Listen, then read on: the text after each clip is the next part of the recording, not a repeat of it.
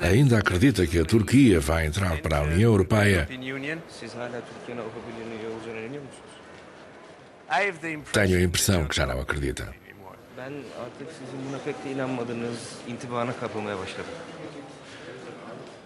Se nos levarem, então nós aceitamos.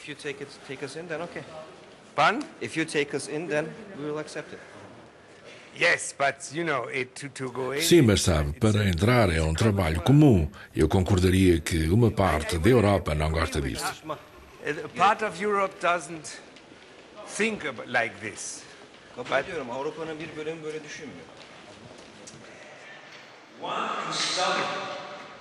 Se o primeiro-ministro turco se mostra parco em palavras quanto à candidatura do país à entrada na União Europeia, Daniel Cohn-Bendit pode ser um dos maiores defensores.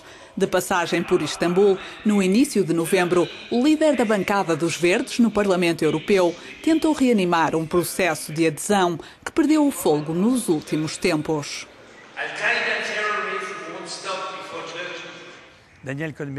Daniel Cohn-Bendit, bem-vindo à Euronews. Nós estamos aqui junto ao Rio Bósforo. A partir daqui, que imagem se tem da Europa? Digamos que a Europa não é totalmente compreendida, vista daqui. Havia muita esperança na Turquia, numa parte da Turquia, nesse processo de adesão, e que agora há a impressão que a Europa bloqueia a Turquia. E, por conseguinte, em reação, a Turquia não se sente tão atraída pela Europa, o que não é bom. Sabemos que é favorável à adesão da Turquia. Considera-se como uma espécie em vias de extinção?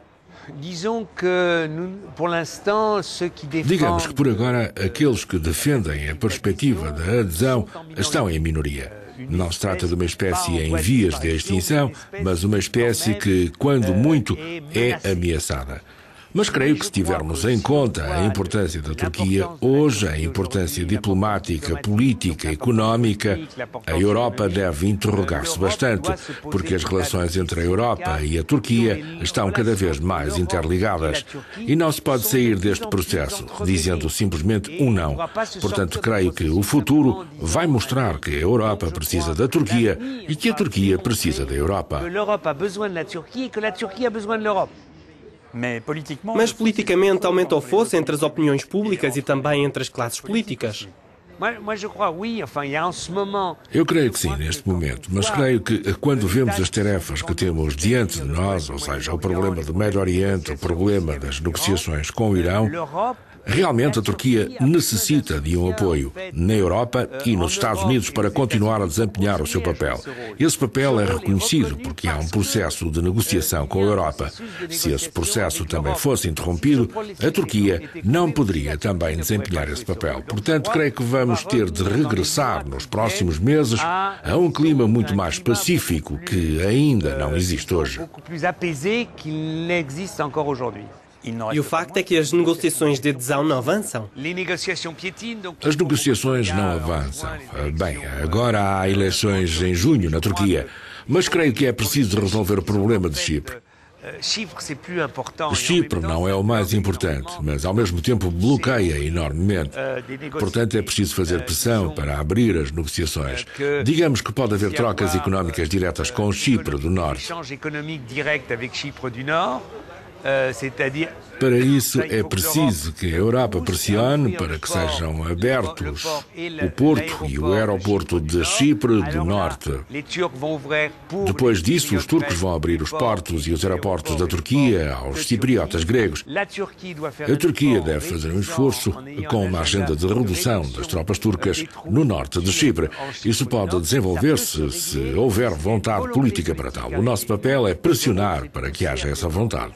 Como é que o senhor convence um cidadão da necessidade da adesão da Turquia? Primeiro é preciso convencer os políticos. Ao cidadão é preciso demonstrar que hoje, tendo em conta a globalização das trocas, das economias, uma Europa potência que regula a economia, a ecologia, precisa da Turquia.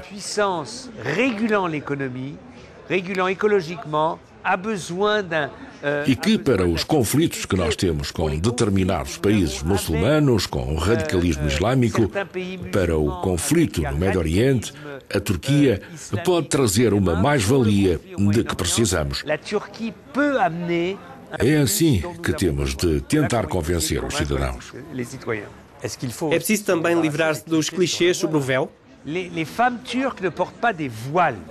As mulheres turcas não usam véu, mas um lenço. Há 50 anos, as mulheres francesas usavam um lenço no campo. Portanto, isso não é um véu. Elas não usam véus, elas têm um lenço na cabeça. Para mim, o problema não é o lenço, mas o que há na cabeça. Ou seja, nós temos um Estado secular. E o debate na Turquia sobre a próxima Constituição, que deve ser formulada depois das eleições de junho, será fundamental. Um Estado que protege todas as liberdades dos indivíduos, as liberdades de crença, as liberdades de não crença, as liberdades de orientação sexual, o que está na Carta dos Direitos Fundamentais Europeus. Isso é o futuro da Turquia, com ou sem lenço e sem véu. As pessoas não usam véus na Turquia.